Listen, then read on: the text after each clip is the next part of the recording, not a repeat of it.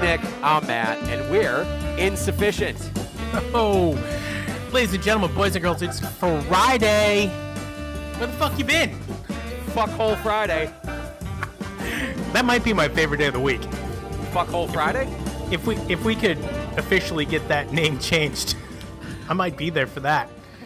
Every Friday, showing up. How are you? So, a lot of parallels between 2025 and 1925, or 1995. 1995, I went on Phish tour, and even though I wasn't physically on this Phish tour, I watched every show live. Yeah. Thanks to the live Phish app, couch toured it, really got involved. And directly after 95, I moved to Martha's Vineyard for the rest of the summer and lived in a tent. Yeah. And then directly after this one, I also went to a Massachusetts island, and I've been here ever since. Yeah, but this is crazy. Nantucket. Yeah, it's true. It's nice do you like Nantucket better than the Vineyard? I don't know yet. It's possible. Yeah. But everything's I've heard Nantucket is a little bit nicer. Well, let me tell you something. Phish Tour 2026 in the summer is anything like that. We're both coming to Nantucket. They should go to the Vineyard. They should play at the Vineyard. Yeah, we played the Vineyard spot in Oaks Bluff. It would never happen. There's no place to play there, and imagine trying to get over there. Oh, it'd be a nightmare. But Matt, how about the Cape? Our fans are literally champing at the bit for you to say the name of the show that we're going to talk about today. They can't wait. They're literally messaging. When are you guys going to talk about the? Yeah, Sunday. Do it now. Sunday, July 27th, 2025, night 3 of the SPAC run. Man, I mean, this is the holy grail of nights. It is. This is the holy grail of Phish shows. No, that's pushing it. But I think it goes into that category. It's not the holy grail of Phish shows. I think this might be. No, this might be. Big Cypress is going to be up on fine. Big Cypress doesn't count. It does. It does count. It does count. No. The New Year's night of Big Cypress absolutely counts as it's a show. Okay. Then this might be number 2. It's definitely top 5. Days. They're both 3 days. Song 1, set 1. Buried Alive. Buried Alive coming out. I mean, you never know with a Buried Alive. If you're coming out with a Buried Alive, like, you're usually down for a pretty hot show. It's like coming out with a Possum, or coming out with a let's see here. I can't even think about it. AC/DC, Llama. Let me tell you something. For me, Buried Alive means there could be some hijinks in your future. You might. It's sort of like that middle of the road song. You don't know, but they're having fun. Exactly. And so then, as I'm watching it, relaxed, enjoying myself, I hear Tweezer. But then I'm like, wait. Well, here's the 1-2 punch on this bitch. Buried Alive into Tweezer Reprise. Yeah. So I'm thinking, wait, this isn't Tweezer, this is Reprise. This is a move. It's so bold. It sort of hinted at the wild ride ahead. Trey just starts playing it. The band sits in Buried Alive for a few beats, and then everybody joins in, and I get up and I start running around my house like a fucking madman, because this isn't same set Reprise. This is Reprise. This is just Reprise. I mean, the energy was already in overdrive. Which is, yeah. And then coming out next with Reba, played flawlessly. Bow. Great Reba. Great energy. Obviously, they skip the whistling on this, but right at the fucking peak. Right at the peak. What do we get again? Reprise. A reprise. Yeah. And this is when you start to realize this is different. You're now in it. But by the way, the Tweezer Reprise before the Buried Alive was 13 fucking minutes long.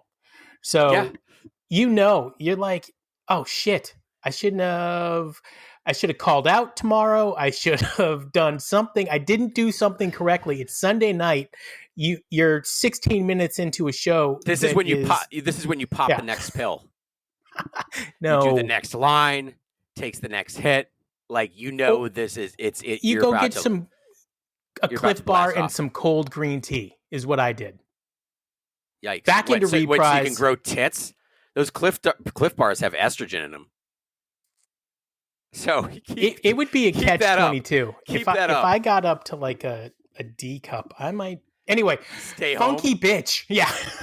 All the time. Bitch. All the time. You guys never see me again. I couldn't believe it. I'm beside myself. This is like a dream come true.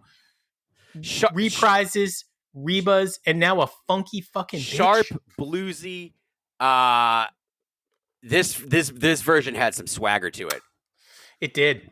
Mike was all over it. By the way, Mike, after this tour, goes back home, which is like a 10-minute drive from SPAC. He did. He went home. He's like, I'm back home. And if you would think I'm tired, I'm not.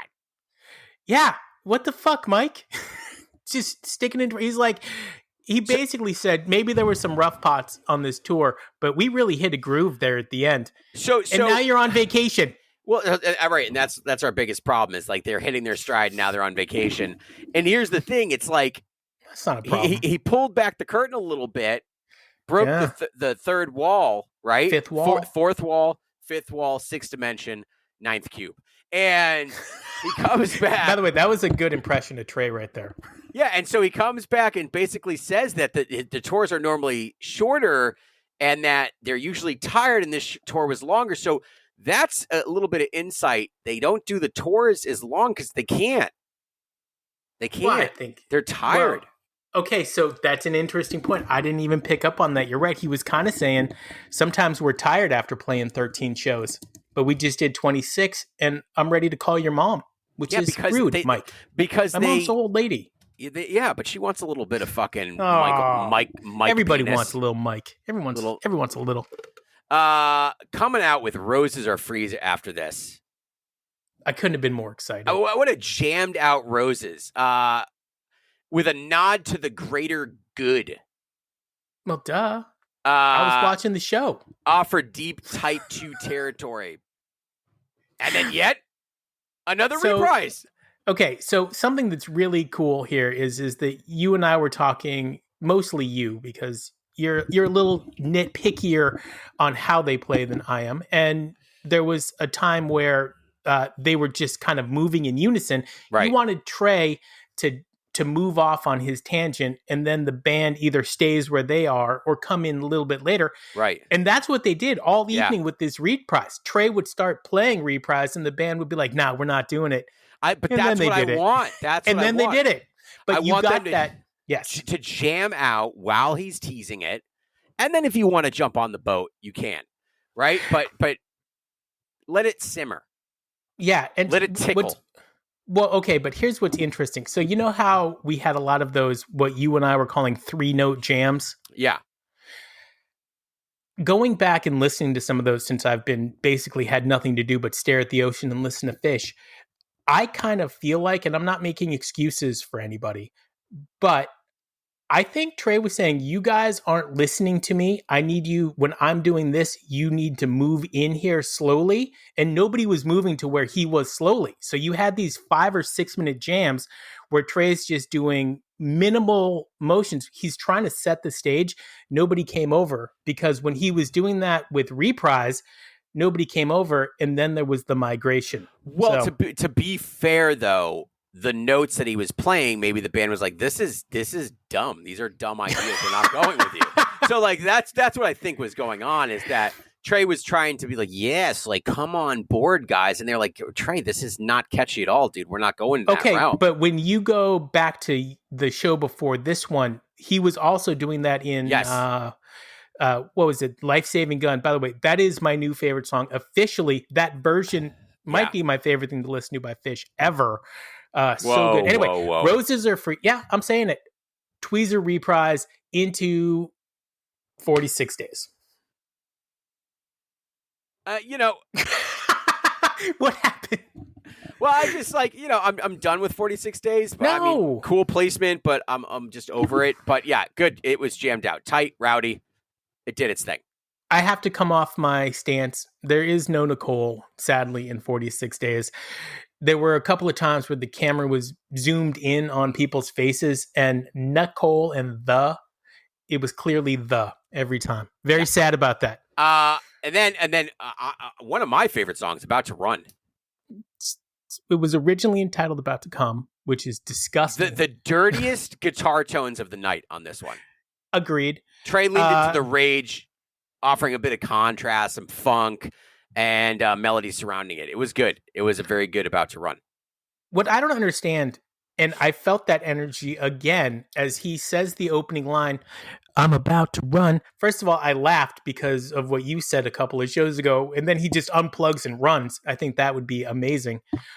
But nobody cheers. He says that line, the crowd should go fucking wild. That's all I'm saying. Okay, I get what you're saying. Split Open and Melt to follow that up. One of the most boring Split Open and Melts I've ever fucking heard.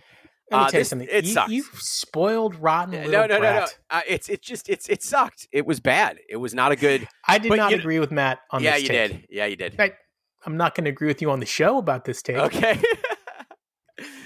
Boring. Just not a good melt. I mean, nothing happened here. It was just noise. But this is where they save it. Another Tweezer reprise. Yes. And I think that the going in and out of Tweezer reprises is kind of what led to that melt being the weakest song of set one. They entered a place where they could go anywhere they wanted. The only place they wanted to go was reprise. Yeah, I love it. And it was great. Normal set break. It was. By the way, Phish, the band, we don't talk directly to you very often, but you should consider Matt and my offer to be waiting in the hallway backstage for a mid-show interview with one member of the band. Matt gets one question, I get one question, and then you're gone. We're getting our asses kicked. Fishman just they just agree to it just so Fishman can fuck us up. I think that would be the coolest thing ever. Trey, you're playing reprise every other song. What the fuck's going on? Fuck you, Nick. Bam, hits me with the guitar, and then he's get out. The fuck out of here. I got to detach my colostomy bag. Oh. Jesus. Song 1, set 2, Kill Devil Falls. Kill Devil Falls, man. I just got back. It was great. Dude, it was so funny on my screen where your mustache, which is coming in very nicely, by the way. Thank you. Turn to the side. I can't give the audience a... Yeah, okay, so it's just mustache. You got a thing going on down here or no? No, it's just... I leave it a little bit. You know, anyway, there was a spot on my screen in the middle of your mustache, and I thought it was part of it, but I just wiped it off. It's a good mustache. Ugh. Good Kill Devil Falls, too. Yeah, it provided an unfinished jam vehicle that hinted at the Dead Milkmen's The Secret Life before giving away. I don't know about all that. It went into twist. Went into twist. Woo! This twist was a fuck you to you and a fuck you to me in a show where you and I were getting fuck yous left and right, and I loved it. And then a creamy ass Golden Age. Okay, which is a cover, which it is. You and I found out live on our show, and then somebody made fun of us for not knowing that. Good for them. So basically, it's 23-minute Golden Age. That's 6-minute Golden Age into a 23-minute Tweezer reprise. Some fans debate whether it was still Golden Age or so this is clearly completed. So I think I'd love to talk to somebody in the Phish machine about when Phish plays a cover on stage, the monetary repercussions. There has to be some. And I think in doing so, if the Golden Age was 30 minutes long, they might have to pay out more than if the Golden Age is 6 minutes and then goes into a jam that they call with the Pittsburgh Jam, right? Right. Either way, it was complete fucking magic. I couldn't believe it. And then into what was the most fun of the night so far, which is crazy, Boogie on Reggae Woman. Dude, it was so good. And Mike was feeling the shit out of it. I'll tell you, in a 3-night run where everybody was firing, Michael Gordon just shined the whole fucking time. Crazy shit in his bass, crazy effects, great playing, great singing. Fishman was on point. Fishman's always on point, buddy. Nah, well, that's debatable. And by the way, Trey was laughing as he was talking about some naked woman on stage, which always makes me happy. I like it when he, deep, deep, way down. Followed up and ending. What is that? Office Space? Yeah, that's so good. Down. Oh my God. You Enjoy Myself to end the set. I did enjoy myself. Well, there was a reprise after the vocal jam, and it was just chef's kiss. Well, no, the chef's kiss is the encore with Tweezer. Coming up to the encore. Yeah, that's right. Tweezer. First time ever played as an encore. I'm willing to bet there were a lot of firsts in this show. It's the first time I remember running around my house like a crazy person at this age. Fantastic. And then I think it was Phishmen, right? Yeah. Says, do you get it? No. Was it after that? Or yes, it was after that. Yeah, he said, do you get it? I got it, Phishmen. It was Phishmen. Do you get it? I got it, buddy. Little cheeky. I got it. You cheeky bastard. I think that was in direct response to you for something. Yes. And I don't know you what get it was. Bitch? But by the way, we're going to have to change our shirt from same set reprise to whole show reprise. Is that appropriate? Whole show reprise. That's what we're calling for now. One song, one set, and it's all reprise. It's all reprise. And then set 2 is also all reprise. Matt and I do this podcast because we believe that the possibility of their next show could be their best show. If this wasn't their best show, this gives you hope that what we believe is true is true. So wrapping up this tour, also they played Harry Hood, great Harry Hood closer. Yeah, who cares about the Hood? They played it all this whole tour. It's been good.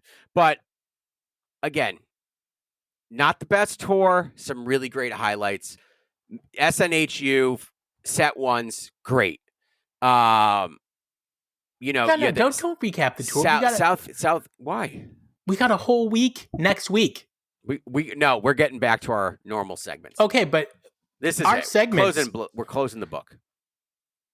A week from today, we will do an entire show. Friday, Big Money Friday, will be summer tour in a bow. Okay, fine. Is that okay? Fine. He's Matt. I'm Nick. We are Insuphishient. Oh, that's loud. That's good though. It'll be good on the radio. I'd love to be on the radio. We are. As long as you put it through your car, we're on the radio. Technically, right? Hell of a show. Hell of a SPAC run. Unbelievable SPAC run. Unbelievable. Never had a bad SPAC show, I don't think. Never had a SPAC show. And I loved seeing the facility. It's great. It's like one of the most magical places you can go. Hey, quick question of the day. What song do you think is currently the most underrated jam vehicle? You know my answer. I want to know yours. Sparkle?